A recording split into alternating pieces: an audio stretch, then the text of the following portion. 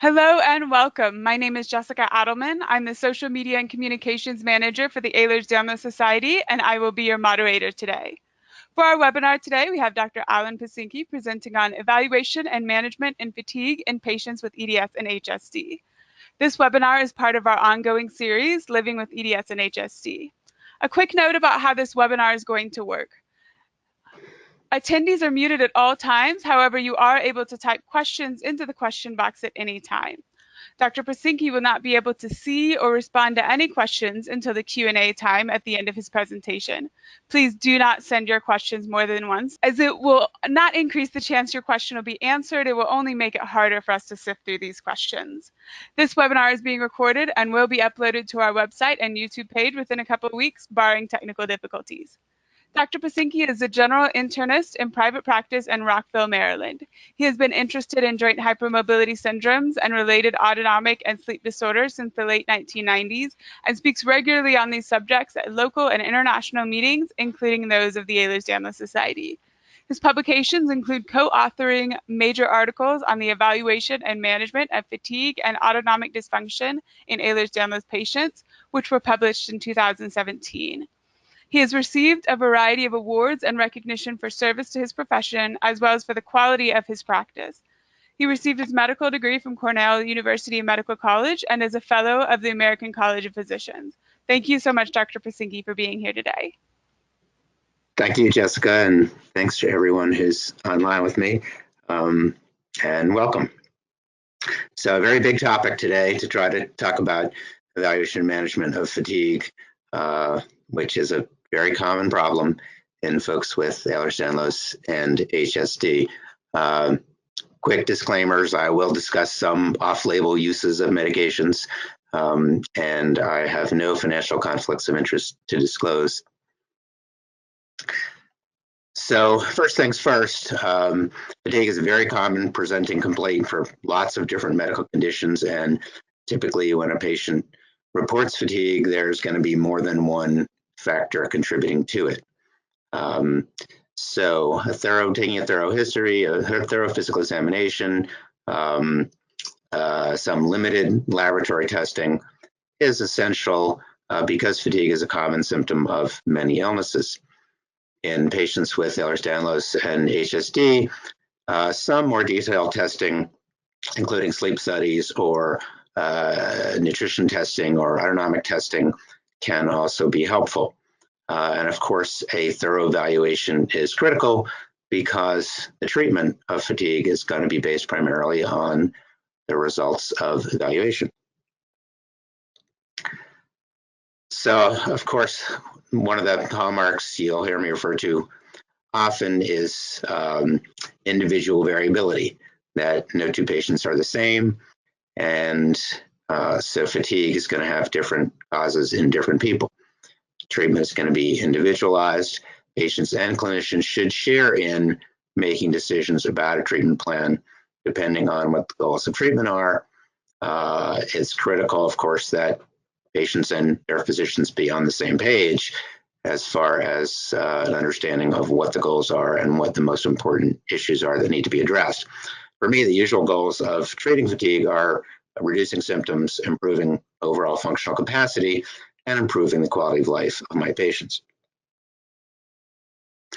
So in Ehlers-Danlos and related hypermobility syndromes, there are many factors that often contribute to fatigue. What I refer to as the big three are pain, poor sleep, and depression, which form a vicious cycle: chronic pain, poor sleep, fatigue, and depression, with each one reinforcing and contributing to the others. Autonomic nervous system dysfunction is an under-recognized and underappreciated cause of fatigue, as well as a factor in many of the symptoms that hypermobile patients have. Metabolic factors need to be addressed. Common ones would include things like anemia or underactive thyroid or certain nutritional deficiencies. Inadequate rest is a surprisingly common problem in patients who just come to the doctor complaining they're tired.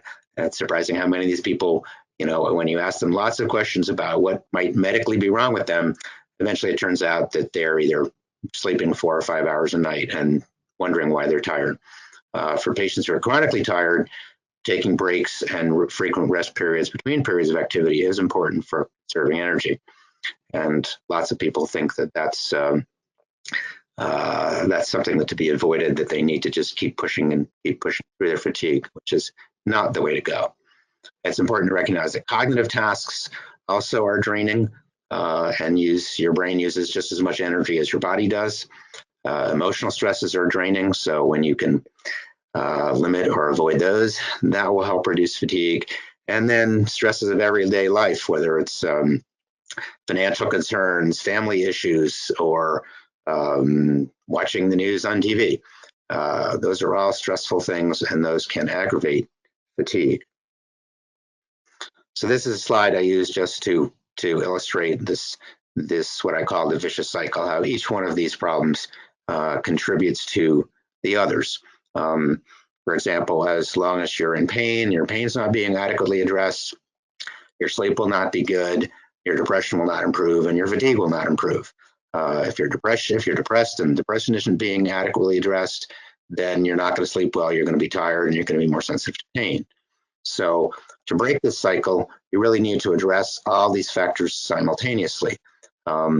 So that can be difficult in our modern medical system, where you might be seeing a psychiatrist for depression and a pain specialist for your pain.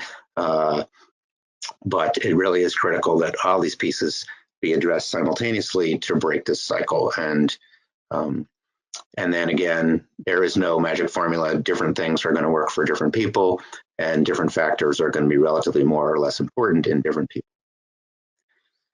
So this is a cartoon. A woman is watching the television set, and TV commercial says, "Ask your doctor if taking a pill to solve all your problems is right for you." Well, unfortunately, there is no such pill, and there are lots of things to be done to manage your symptoms beyond just taking pills. So returning to this theme that everybody's different, of course, no two people have identical symptoms, and even if they did, their response to those symptoms might be different. Their response to treatments is going to be different based on a whole variety of things. The one I'll point out here is at the bottom of the slide, pharmacogenetics, how different people's body metabolize drugs differently, is something I'm interested in, and something that's underappreciated and needs to be used more widely. And after using this slide for a while, I just recently came across this quote from Sir William Osler, which really says more eloquently what I just tried to say in the previous slide. The variability is the law of life, and just as no two faces are the same, no two bodies are like, no two individuals react alike or behave alike under the abnormal conditions which we know as disease. So let's talk about pain. One of the problems we have with assessing pain is how do we know how much pain a patient is in? Traditionally, we've asked patients to rate their pain on a scale of 1 to 10. Well, that tends to be not very accurate. More often than not, I see patients who underestimate how much pain they're in. Physicians can try to estimate how much pain somebody's in by examining them, but it's not as simple as this fellow who's stabbed with a knife and asked, "Does it hurt when I do this?" For years, I've said that life would be simpler for patients and doctors alike if there were a simple painometer. If you could put your finger in a device and have it print out a number and say, "Oh, 7.8. No wonder I'm feeling bad. I really should take my pain medication and not feel bad about taking it." And in fact, there was a study published just this month, which reported the discovery of biomarkers in the blood, which the authors claimed could objectively determine how much pain the patient was in. So this is still what they describe as a prototype, but if eventually this pans out, then clearly such biomarkers would not only validate that a patient's claim of pain was real and they weren't making it up, would also help with more widespread recognition that not only do different patients have different types and severities of pain, but their bodies may respond differently to the same pain. And then eventually, hopefully, we would get to the point where different biomarker profiles could be used to help predict which type of medication might be most likely to be effective in a specific person. So how does pain contribute to fatigue? Well, I think anybody who's dealt with chronic pain knows that being in pain just saps your energy. Pain also limits your activity. And unfortunately, the more you lie around, sometimes the worse your fatigue gets. Pain, I think, is most people underestimate how much pain disrupts their sleep. I see many patients who take pain medicine during the day but don't even think about taking pain medication at bedtime. And of course, pain can aggravate or cause depression, and depression tends to contribute to fatigue. And there are a variety of other ways in which pain contributes to fatigue. So, as I said, very often I find that patients tend to underestimate how much pain they're in. And they say things like, well, it's really not that bad. I'm used to it. I've learned to live with it. I've been in pain for a long time. I don't want to be taking lots of pain medication. These are all things that I regularly hear from patients who are in pain. And these really are not helpful approaches to managing chronic pain. Yes, you might be used to it, but it's part of the reason you don't feel good because you've been used to it and not adequately treating it. And so this leads me to the concept of what I call background pain, that if you have a certain level of pain that you live with, day and night, 24/7, you do get used to it and you gradually become less consciously aware of it. So that I often tell people, if you think that, gee, my pain is worse right now, I wonder if I should take some kind of pain medication, you probably should, because you won't even notice it. You won't even consider the possibility that your pain is worse unless it's significantly worse than the background pain that you've learned to live with. And then another important factor to consider is that typically your body makes adrenaline in response to pain, and adrenaline in turn tends to mask pain. And this is, from an evolutionary perspective, this is the body's basic fight or flight mechanism. If you're in pain, if you're being chased by a wild animal, you don't want to feel fatigue, you don't want to feel pain, you just want to be able to do the fight or flight thing. So again, individual treatments for individual patients. I find it helpful to consider pain as primarily of three types: inflammatory pain, mechanical pain, or neuropathic pain. Ehlers-Danlos itself and the hypermobility syndromes are generally not primarily inflammatory diseases, but there is a certain amount of inflammation that comes from the chronic strain of muscles trying to stabilize and use lax, unstable joints. So some people respond to anti-inflammatory medications like ibuprofen. Some people are surprised that ibuprofen doesn't work. These medications often don't work because in most patients, the primary source of pain is what I call mechanical pain. It's chronic strain. It's the tightness of muscles around loose joints that are chronically strained, basically pulling on things that don't like being pulled on. And in those situations, physical measures like heat and physical therapy and massage and dry needling, as well as muscle relaxant medications, can be more helpful than anti-inflammatory medications. Neuropathic pain typically is felt as a burning or stinging discomfort, even to the point of what we call allodynia, where even light touch to your skin can be painful. Neuropathic pain does not typically respond well to anti-inflammatories or even to opioids, but does respond well to certain classes of medications, including gabapentin, pregabalin, duloxetine, and milnacipran. Those in the US are Neurontin, Lyrica, Cymbalta, and Savella. So there, in addition to medications, there are of course non-pharmacological treatments for pain. Physical therapy is very helpful. A careful home exercise program designed to restore motion without making pain worse is very helpful. Some patients find acupuncture helpful. There are a variety of devices that you can apply to your body to reduce pain. TENS is the most widely used, the one that's been around the longest.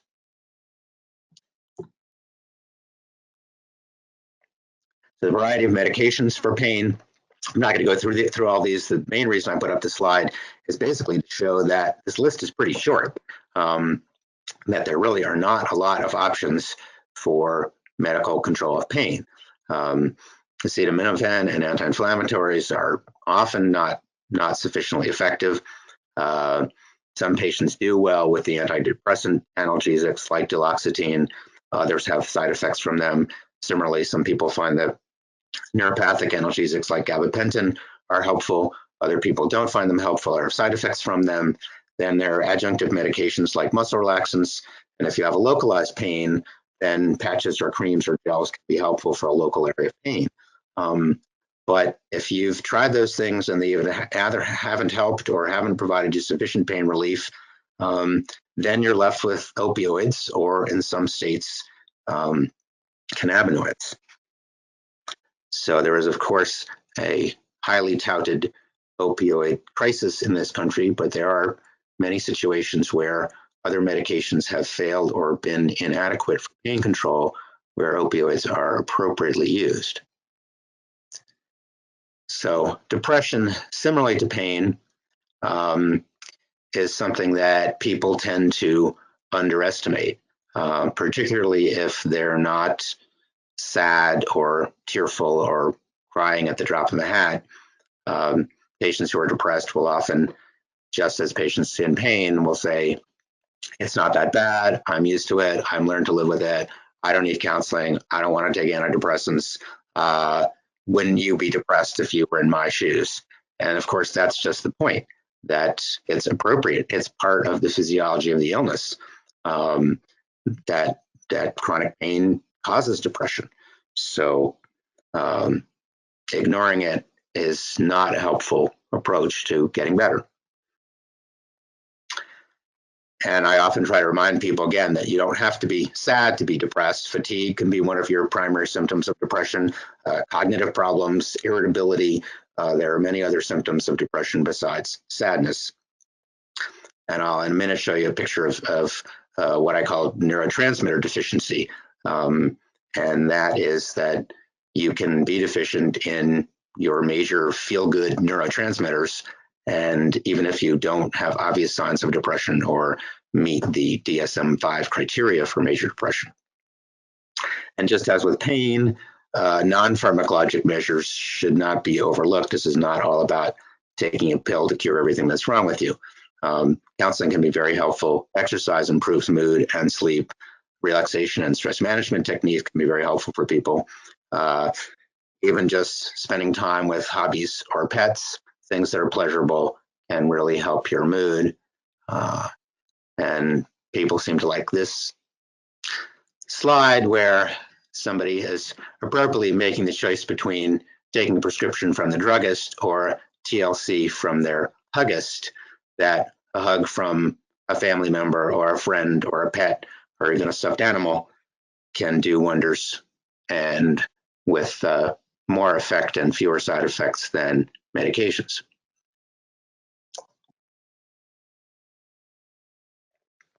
Just as with pain, different types of depression respond better to different types of treatment. So much as I find dividing pain into several types helpful, I in a somewhat oversimplified scheme, find that dividing depression symptoms into groups often is helpful to in selecting the best treatment. So I tend to use a Venn diagram that I borrowed from a pamphlet many years ago, which, again, this is oversimplified, but is very helpful for patients to understand why, for example, if they're put on a serotonin type antidepressant, that might help with reducing their anxiety and their irritability and their worry, and maybe they'll even feel less depressed, but it's not going to help with fatigue, it's not going to help with pain, it's not going to help with motivation. Those are symptoms that are usually related to deficiencies of other neurotransmitters. So here's another cartoon where a woman returning to her physician, presumably on medication already, and she says, I think the dosage needs adjusting. I'm not nearly as happy as the people in the ads. So this is another reminder that goals need to be realistic. And yes, it's appropriate when you're dealing with chronic illness to be depressed to a certain level, but that depression needs to be addressed. And if you're overly happy about a bad situation you're in, then you're over-medicated. So the third leg of the vicious cycle is sleep. And some of you may have heard me give other talks specifically about sleep. Again, just as with pain and mood, different types of sleep problems require different treatments. Some people have primarily trouble getting to sleep, and a variety of things can cause that.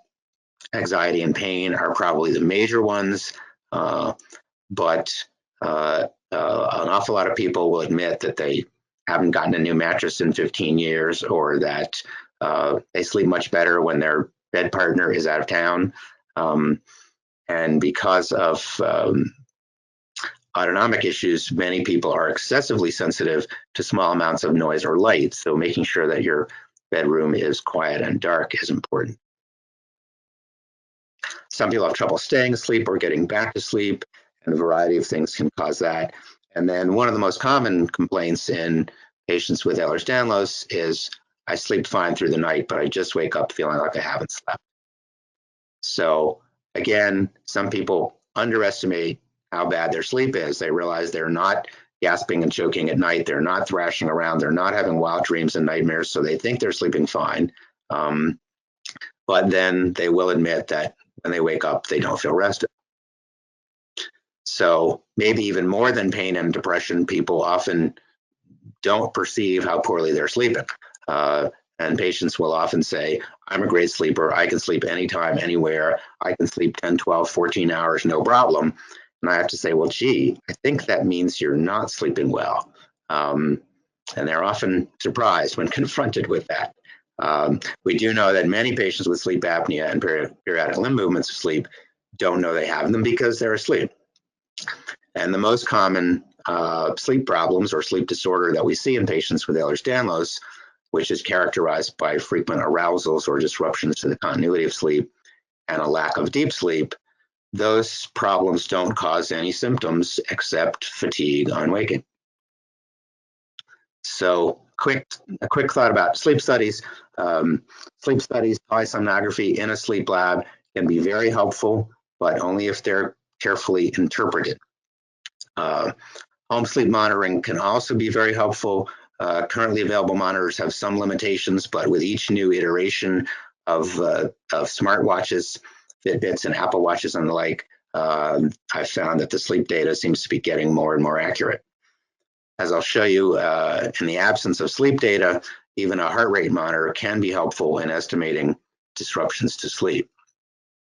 So here are sleep cycles, what we call sleep architecture during the course of the night. And this is a relatively normal pattern. The light green is light sleep, blue is deep sleep, light, this brick red is REM, shallow or light sleep. Usually there's a little more deep sleep here, light sleep, REM, shallow sleep, REM, shallow. So there's a fairly regular cycle with most of the deep sleep early in the night. This is a common pattern of patients with Ehlers-Danlos. You see, there's no deep sleep, there's almost no REM, there's nothing that looks like a cycle here. What you don't see is that in the sleep lab, we define an awakening as a disruption to the continuity of your sleep that lasts more than 30 seconds. Most people, it turns out, have to be awake for at least 2 minutes to remember having been awake. So this particular person remembered waking up twice. She actually woke up 23 times. If the continuity of your sleep is disrupted for less than 30 seconds, we call that an arousal. She had 125 arousals. So her sleep was disrupted 150 times, and she was only aware of 2 of them. Unfortunately, here's a slide of the doctor looking at a patient who's just had an MRI, and she says, the MRI reveals that your head is riddled with conventional wisdom. Unfortunately, what most Ehlers-Danlos patients face is physicians whose heads are riddled with conventional wisdom.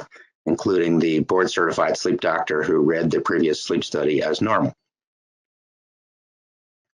So here's something called a hypnogram, which is very crucial to interpreting sleep studies because you can see on one page the sleep stages, oxygen levels, body positions, heart rate, any respiratory difficulties. And if you look at this picture, it's pretty clear that what's not normal is the heart rate. The heart rate should be calm and quiet, and this patient's heart rate is slow and steady for a short period, and during that period, she gets an almost interrupted period of deep sleep. The rest of the night, awake, asleep, awake, asleep, awake, asleep, awake, asleep. And if you took a ruler, you would see that each one of these awakenings lines up with a spike in the heart rate, as if the body is making little spurts of adrenaline throughout the night. So trying to get better night's sleep, and don't overlook the basics. Good sleep hygiene, comfortable mattress, comfortable pillow, dark and quiet. And of course, if you have significant apnea or significant limb movements, those can be addressed. But I see many patients who only have trivial amounts of apnea who are still advised to get a CPAP mask.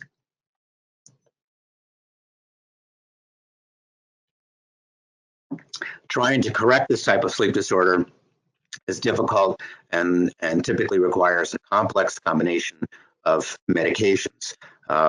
It's not unusual for somebody to need to take something for pain, something else to reduce these arousals or suppress the adrenaline that's causing them, something else perhaps to increase the amount of time spent in deep sleep. And finding the right combination can be a frustrating trial and error process, but it's hard for your fatigue to feel better if you can't get a restful night's sleep. So how do we do this? I'm not going to spend a lot of time going through these medications, but the cornerstones of addressing this type of sleep disorder are medications to block the extra adrenaline that's running around overnight. In some cases, taking medications to block histamine, particularly patients who have mast cell or other allergy symptoms and are overproducing histamine. Antihistamines can be very effective in improving the quality of their sleep. The same histamine that people associate with itching skin and runny noses in the brain is actually a stimulating neurotransmitter like adrenaline. Benzodiazepines like diazepam and lorazepam essentially work by raising the levels of calming chemicals in the brain, offset the extra stimulating stuff that's running around. Pain medications are often helpful at bedtime. As I said, people tend to underestimate how much pain they are in overnight. And then medications to increase deep sleep, can be very helpful. Trazodone is the single best thing we have for increasing the amount of time spent in deep sleep. Caution people to use conventional sleeping pills, the major ones being Zaloplan, Zolpidem, and Zopiclone, because they don't reduce arousals, they don't increase deep sleep, they don't really address the underlying problems. So then just a couple slides about the autonomic nervous system. The autonomic nervous system regulates all functions that occur automatically during the body: breathing, circulation, regulation of your body temperature. Its job is to maintain a steady state. These are all things that happen automatically, so you don't have to think about breathing and digesting your food. And it's a pretty simple system. Basically, the sympathetic nervous system can be thought of as the body's accelerator and important for the fight or flight response. Parasympathetic tends to be the brake, tends to calm things down. It's used for rest and digestion. Autonomic dysfunction in Ehlers-Danlos is characterized by failure to maintain stability and excessive fluctuations and a tendency to over-respond to minor stresses. So I won't go through all the details of what this is. This is some fairly rudimentary in-office autonomic testing. Trying to find my cursor here. There we go. So let's just look at this part of the test. Here we have patients stand, and the red line is a measure of sympathetic activity. The blue is parasympathetic activity. So a healthy person who stands up, their blood pressure drops a little bit when they stand. Their body makes a little bit of adrenaline, increased sympathetic activity to raise their heart rate, raise their blood pressure. But then very quickly, their body takes other measures to maintain blood flow to the brain, and the extra adrenaline goes away. In this other panel, you see a patient with Ehlers-Danlos who's having autonomic problems. And you see that on standing, there is this exaggerated response. And then once the body makes too much adrenaline, very quickly it senses that the heart rate is going up too fast, the blood pressure is going up too fast, that we better slow down. And the body hits the brakes almost as quickly. Then it's, whoa, now it's too low, better hit the gas again, hit the gas. No, that's too much gas, better hit the brake again. And this person, even after standing 3 minutes, is still struggling to regulate her heart rate and blood pressure. And plus, you can see in these crazy ups and downs how much energy is being wasted on a simple task like standing. So these autonomic fluctuations, these over-responding to minor stresses, are wasting the energy that you're trying to conserve. And we've already seen how autonomic dysfunction, this same problem of too much adrenaline, can impair sleep quality. So again, medications that can reduce this, what I call roller coaster, this up and down during the day, can not only reduce the symptoms that these crazy surges can cause, but also end up improving fatigue. So overall, clearly different causes of fatigue require different treatments. Much of the fatigue in Ehlers-Danlos comes from poor sleep, chronic pain, depression, autonomic dysfunction. But of course, that doesn't mean these are the only causes of fatigue. These are the primary ones, but looking for smaller ones can be useful too. Common metabolic factors that I see contributing to the fatigue in Ehlers-Danlos patients are micronutrient deficiencies, most often particularly vitamin D, vitamin B12, and magnesium, hormone deficiencies, and salt fluid imbalance. And then mast cell dysfunction is also coming to be recognized as a common feature of many patients with Ehlers-Danlos. So vitamin D, the most important thing to understand about vitamin D is that if you're deficient, it takes a lot of vitamin D to correct your deficiency. So a normal level is 30 to 100. If your level is 20 and you want to increase your level to 40 or 45, that would take roughly 1 million units of vitamin D. So I often recommend a 50,000 unit supplement taken once a week. Even at that dose, it will take 6 months to correct the typical deficiency. Vitamin B12, the most important point about B12 deficiency is that B12 levels in the low end of the normal range can still represent a clinically significant deficiency. So, and B12 deficiency is typically caused not by inadequate intake, but by impaired absorption. So if you have trouble absorbing B12 in your food, you may have trouble absorbing B12 from an oral vitamin and end up needing to do B12 shots. Magnesium is the other very common micronutrient deficiency that I see in chronic pain patients in general. It's important here to understand that only 1 or 2% of magnesium is in the bloodstream. So doing a standard blood test for magnesium isn't going to be particularly helpful. Often just trying a magnesium supplement can be helpful to reduce pain. The problem here is that oral magnesium is not well absorbed and often causes diarrhea. But magnesium is well absorbed through the skin, so there are some commercially available magnesium lotions and oils, and the traditional way of absorbing magnesium has been by soaking in Epsom salts. But if you are deficient in magnesium, I often liken correcting magnesium deficiency to filling a bucket with an eyedropper. It takes a long time. Testosterone deficiency is something that I've just noticed in my patients over the past half a dozen years, seeing many young people who have trouble building muscle, even when they're feeling better and eating well and exercising regularly. And particularly, many hypermobile thin young women tend to have, I've found, have abnormally low testosterone levels, and treating them with either small amounts of testosterone or typically with oral DHEA, which is a precursor that your body can convert into testosterone and which is available without a prescription in the US, many of my patients find helpful. Salt fluid imbalance, the one most important feature of this problem is that most people who complain of being lightheaded when they stand up and are told to eat lots of salt and drink lots of water are not getting enough salt. And even people who swear they couldn't possibly eat more salt, when we measure their salt fluid balance, they're not getting enough salt. And by measuring, the simplest way is to look at the total concentration of the blood and the urine and the sodium concentration in the blood and the urine. In particular, the sodium level in your urine. If your urine sodium is low, then you're not getting enough salt. So electrolyte drinks are the best solution to this problem. In other words, drinking fluids that have some salt in them rather than just plain water. Try not to drink too much plain water. I know people who are told to drink a gallon of water a day. It's very hard to eat enough salt to balance out that much. I've found that most people with orthostatic intolerance do not need fludrocortisone. They just need more salt. And then lastly, mast cell dysfunction is now clearly associated with Ehlers-Danlos. Most often causes respiratory symptoms, skin symptoms, digestive symptoms, but can affect other organ systems as well. Mast cell overactivity can aggravate autonomic problems, can aggravate fatigue, can aggravate sleep, can aggravate pain. So identifying this as a feature of your illness and treating it appropriately can be very important in reducing fatigue.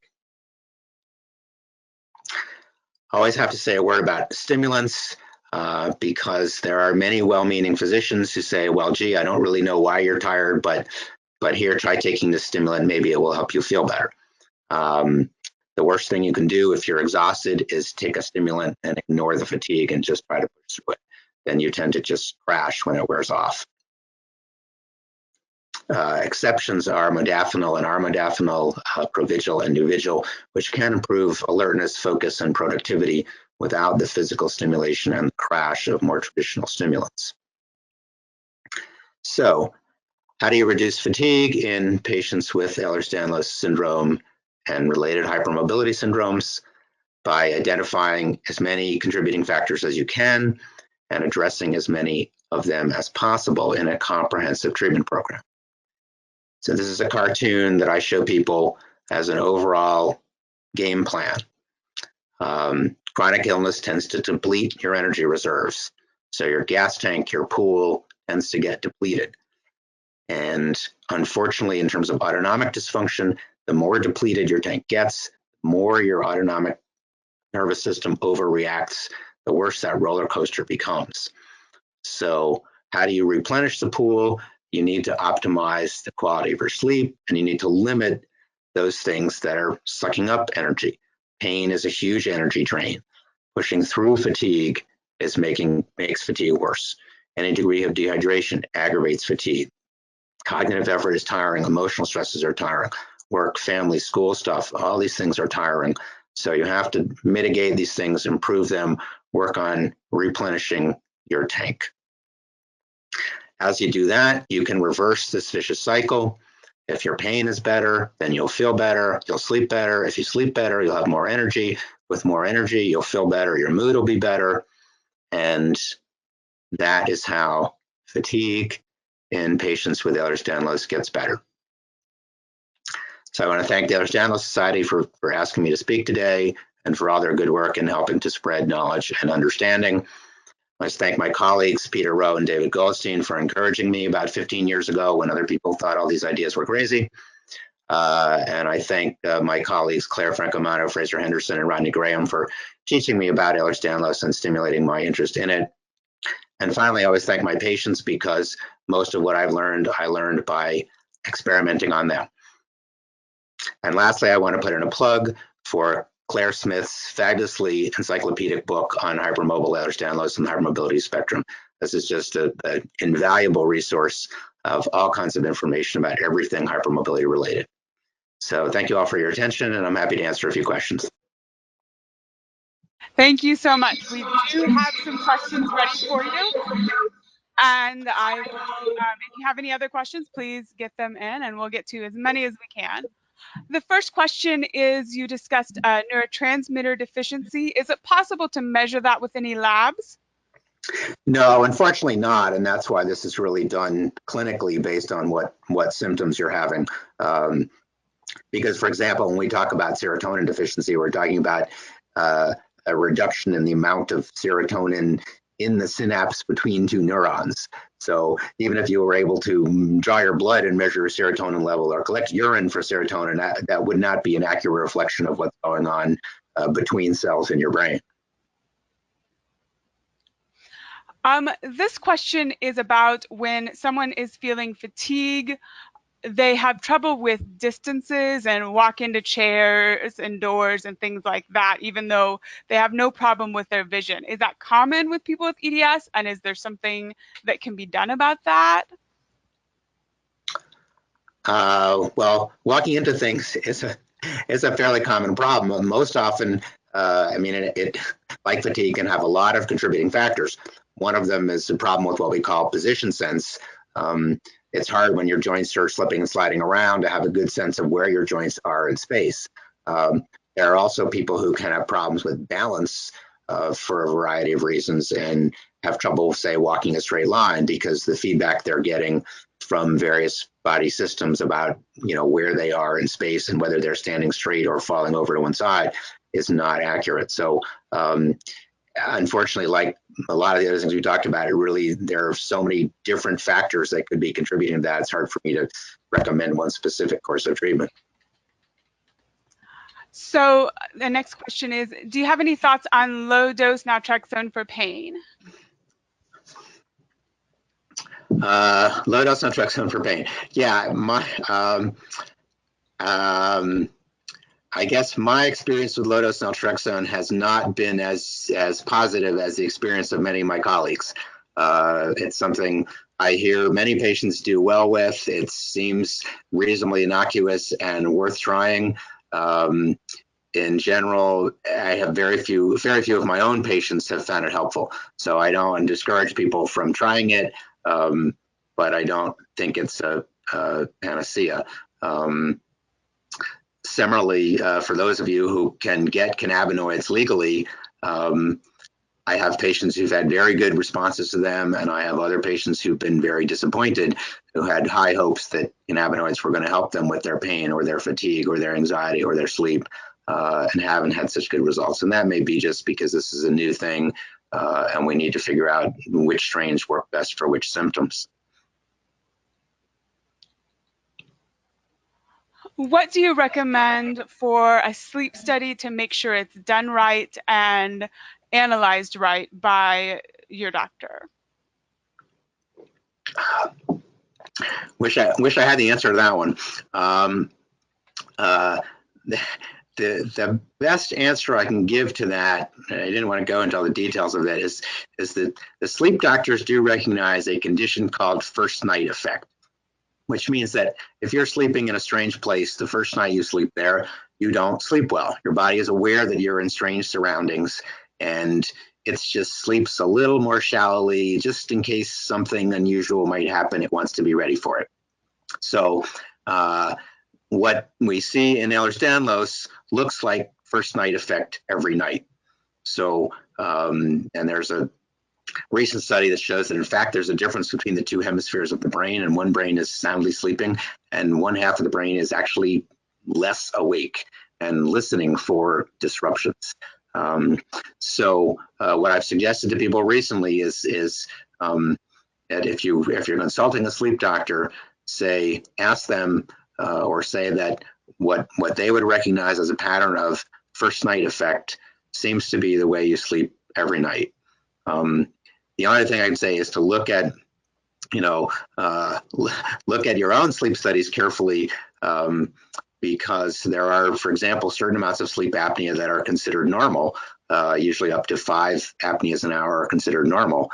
And I think 3 times in the last couple of weeks, I've seen patients who had less apnea than that who were still recommended to come back and wear a CPAP mask, which clearly would not be effective for them. So just as we are with other physicians, we're trying to educate sleep doctors to recognize these patterns, but it's not a pattern that they've been taught to recognize in the past.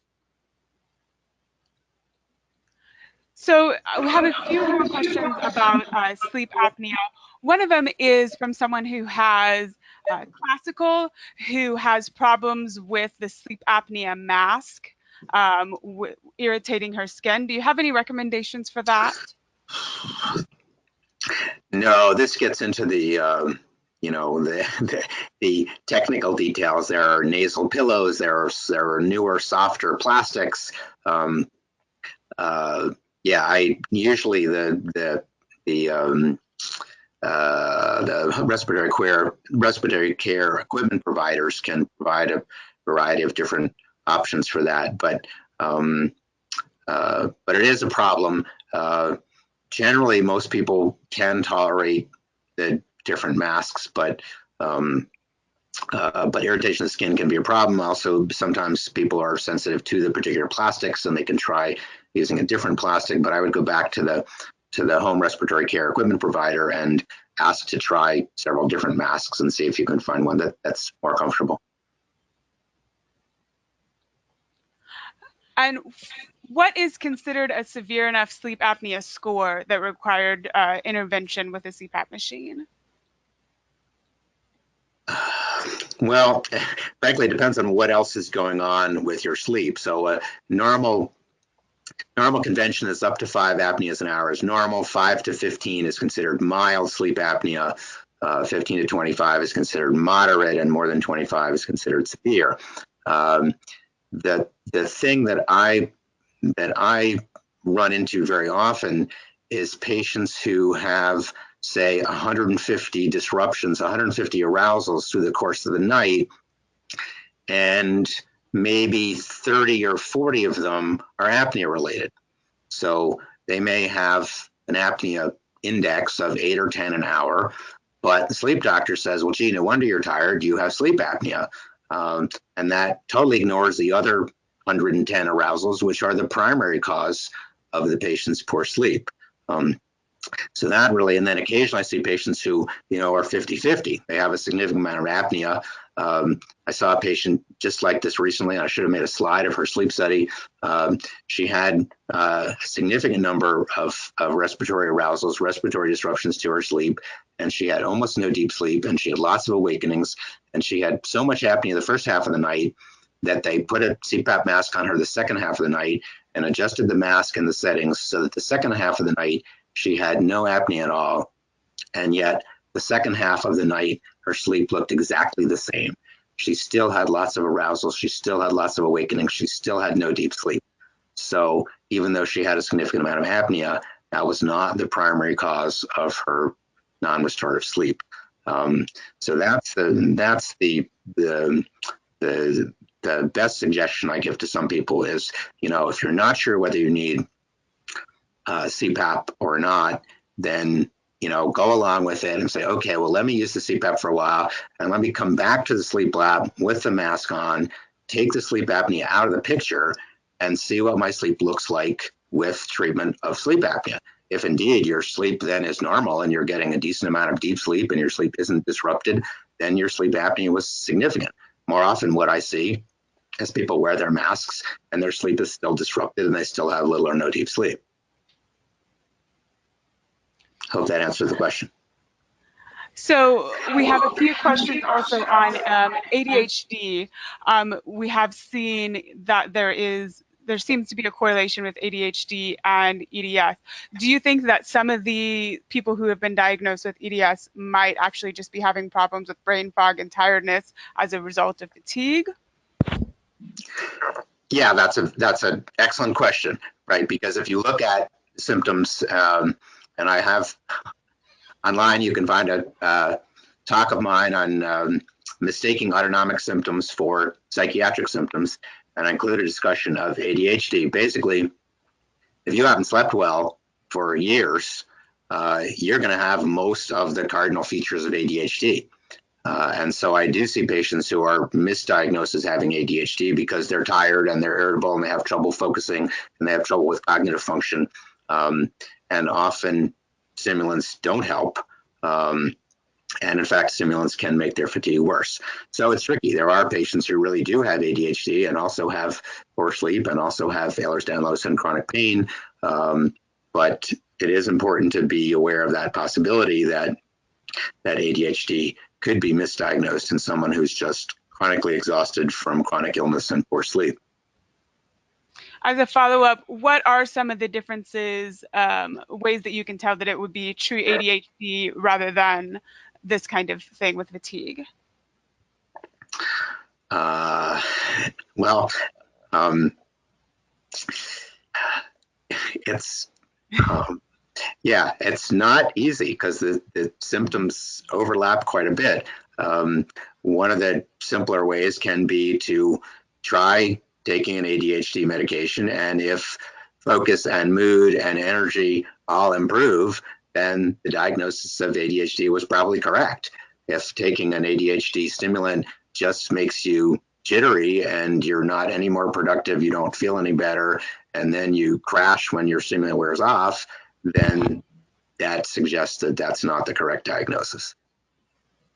That makes sense. So you talked a lot about increasing your salt intake and your water intake. Is there a way to test either at home or through your doctor to see if you are getting adequate electrolytes and water? Right. So that's what I explained. So I probably went through that too quickly. Yes. So what I do is I measure the total concentration of the blood, called serum osmolality, and the total concentration of the urine osmolality, and then the sodium level in the blood and the sodium level in the urine. The most helpful of all those things is the sodium level in the urine, because if there is little sodium in your urine, then you know your body's trying to hold on to all the salt it can, which means you're not getting enough. There clearly is a problem. There is pathophysiology. There's something's not working properly in these patients when your body should be telling you eat salt, drink water, eat salt, drink water. Instead, it's telling you thirsty, thirsty, thirsty, thirsty, thirsty. The problem is the body needs to keep this serum osmolality, the total concentration of everything in your blood, in a fairly narrow range. If your blood gets too concentrated or too dilute, and all kinds of bad things happen. Well, every time you drink plain water, you're diluting out your blood. And there's only two ways your body can get your blood concentration back up to what it should be. And those two ways are either holding on to salt or getting rid of the fluid you just drank. So it's quite paradoxical, but I often have to explain to people they're dehydrated because they're drinking too much water. And a lot of people think it doesn't make any sense, but you have to eat a certain amount of salt to hold on to water.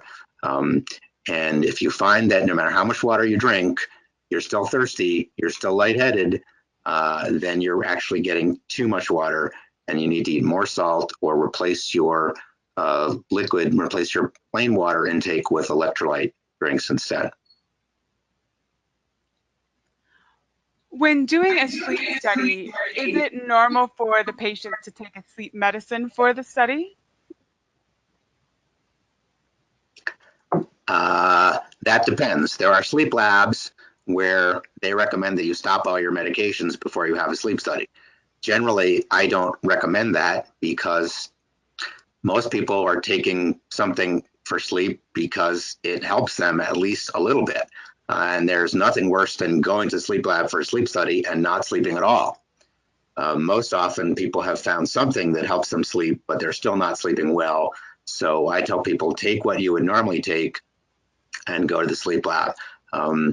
It is one of the few places where taking something like Zolpidem or Ambien can be helpful. It doesn't change your sleep study. So it doesn't affect sleep apnea. It doesn't increase deep sleep. It doesn't reduce arousals, but it might help you fall asleep in a strange place. But so I generally tell people, if you're not sleeping well on what you're taking, then we know that you're probably going to sleep worse if you stop taking your regular bedtime medications. So I usually tell people, keep taking what you're taking, and we'll interpret the results based on the medications that you're on.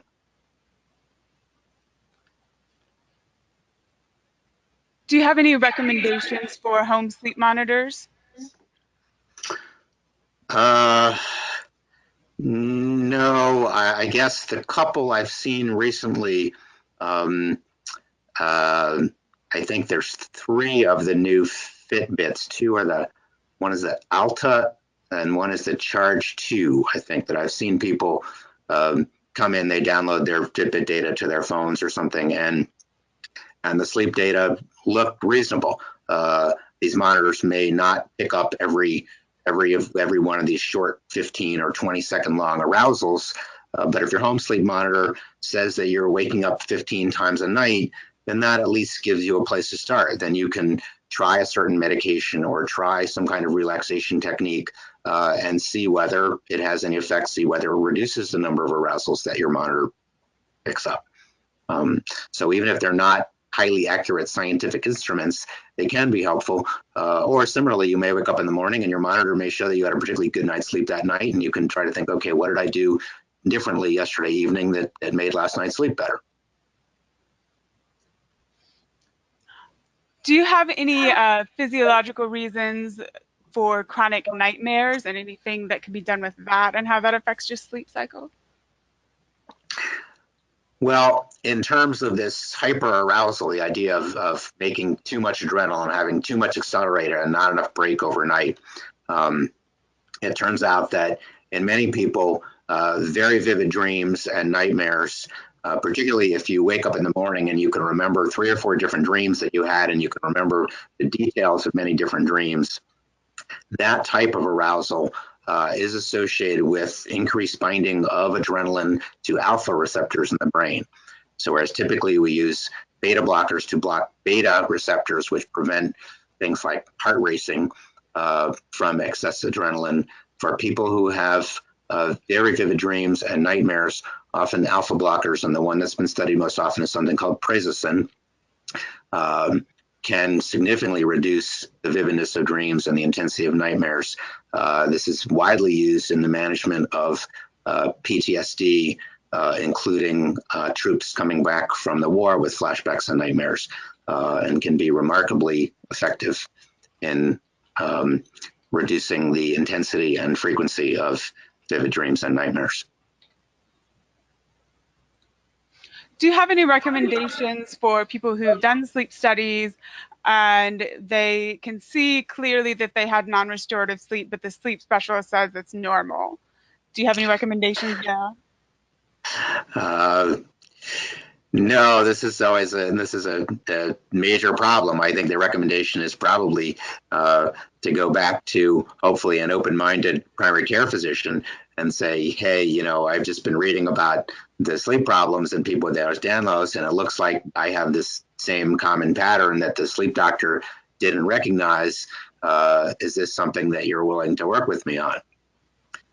And because I know that people have come up to me in various meetings and say that they've done this, they've found tox, they've gone back and then said to their primary care doctor, gee, it sounds like this is what I have. Would you be willing to prescribe a beta blocker for me at bedtime? Would you be willing to use one of these other medications to see if it will improve my sleep? Generally, frankly, that's been more effective than trying to go back to the sleep doctor and say, gee, I know you read my sleep study as normal, but based on what I've read, it looks like I probably isn't normal. That tends to be not fruitful. Thank you so much. That is all the time we have here today. Thank you, Dr. Pocincki, for everything. We got a lot of comments that weren't questions, just saying how helpful it was to have you here today. So thank you so much. Okay. Thank you, Jessica. Thanks to everyone else. As a reminder, this webinar has been recorded and will be uploaded to our website and YouTube within a couple of weeks, technology permitting. Our next webinar will be next Wednesday, February 27th, with Dr. Francisca Malfay, who will be presenting on the rarest types of EDS, how to recognize, diagnose, and manage them. That sign up will be available on our website later today.